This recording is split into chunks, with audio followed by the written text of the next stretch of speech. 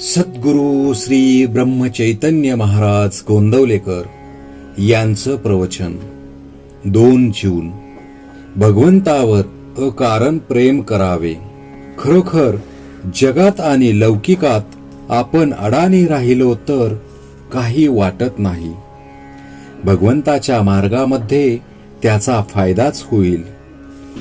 आपण अडाणी झाल्याशिवाय म्हणजे आपली विद्या आणि मोठेपण विसरल्याशिवाय परमार्थ साधत नाही. मुलगा गावाला जाताना ज्याप्रमाणे आई त्याला फराळाचे देते, त्याप्रमाणे परमात्मा आपल्याला ज्या परिस्थितीत जन्माला घालतो त्या परिस्थितीत राहण्यासाठी लागणारे समाधानही तो आपल्याला देत असतो. ते घ्यायची आपली लायकी मात्र पाहिजे. जिथे असमाधान फार तिथे दुष्ट शक्तींना काम करायला वाव मिळतो.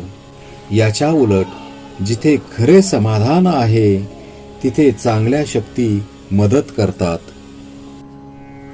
आपण नामाला चिकटून राहिलो तर बाहेरची वाईट परिस्थिती बाधणार नाही. देहाचा मनाशी संबंध आहे आणि मनाचा हृदयाशी संबंध आहे, म्हणून मन नेहमी अगदी समाधानात ठेवावे, म्हणजे प्रकृती चांगली राहून आयुष्य वाढेल. स्वार्थ सुटताना पहिल्याने मनुष्य व्यवहाराच्या चौकटीत बसणार नाही. जो येईल त्याला तो आपलाच म्हणेल, पण परमार्थ मुरला की तो व्यवहार बरोबर करून शिवाय निस्वार्थी राहील. खरोखर परमार्थ हे एक शस्त्र आहे. त्यामध्ये सुसूत्रपणा आहे. व्यवहार न सोडावा, पण विषयाकडे गुंतणारी आपली वृत्ती भगवंताच्या आड येते, म्हणून तिला भगवंताकडे गुंतवावे. भगवंताची खरी आवड उत्पन्न झाली पाहिजे. भगवंतावर अकारण प्रेम करणे याचे नाव परमार्थ. परमार्थाला डोके शांत पाहिजे. एका गृहस्थाला सगळीकडे रामाची मूर्ती दिसू लागली. झाले त्याला वाटले की देव आपल्याला भेटला, पण हे काही खरे भगवंताचे दर्शन नव्हे.